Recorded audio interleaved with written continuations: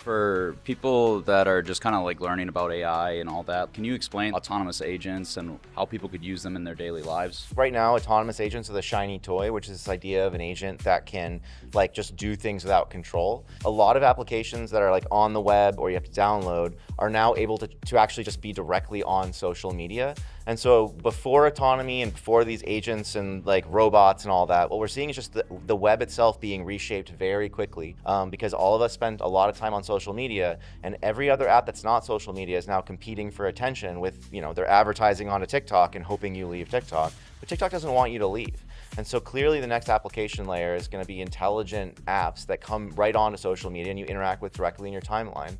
And I think that what we're enabling with Eliza framework, but also a lot of people, while yes, there's this like far off, like it's the her experience, it's the Siri kind of thing. The immediate value is how it's just like totally reshaping the web, and it's happening very fast. Like, just in a couple of months, we've seen many, many different apps, and like, Twitter is a very different experience now than it was a few months ago. Looking at the Eliza GitHub, like it was like every couple days, like more hundreds of forks and more contributors and stuff. So it's been very impressive. And James, I'll kind of like change this question up a little bit. How do you plan as a builder in the space to like leverage the tech? Yeah, I mean, obviously there's so many amazing applications you could like pull out and up from this. There's a project that I've been working on for a long time called Lucid Journal, which is something that I would love to build using these agents. You have a sort of intelligent dream journal, and you have an agent that helps you kind of find insights from what's happening in your subconscious. So I think there's all of these really awesome plays that could be even pulled up,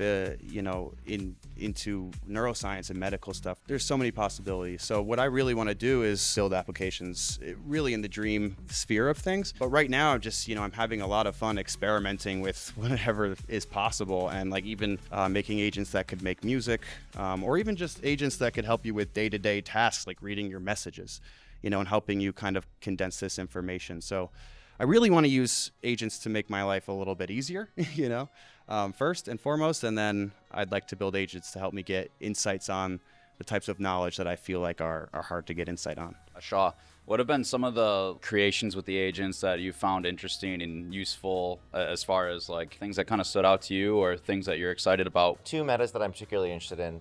The first one is this idea of agents as the application front end, kind of just replacing websites, as I said. I think a good example last week was I had done a tutorial on how to make a pizza delivery agent. Somebody else finished it and had pizzas delivered with Domino's, because you can npm install Domino's as a package. Somebody made that. And so I thought that was just like a really cool example of like a very flashy, like, okay, there was Bitcoin pizza, now we have agent pizza. But that really opens up, like if you just replace pizza with booking a flight or managing your calendar or being a therapist or any of these like things that we actually already have an app for and we're paying for, now it's just directly on social media. You can call it, you can text it, tweet it.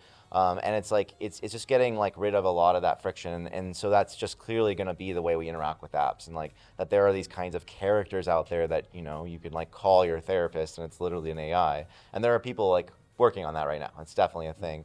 The other meta that I'm really interested in, well, now there's just like fire hose, and I've, after releasing this framework, have gotten a lot more attention on me socially, and so my DMs and all of my messages have become totally overrun, and I was already not particularly good at getting back to everybody. Now it's just completely crazy.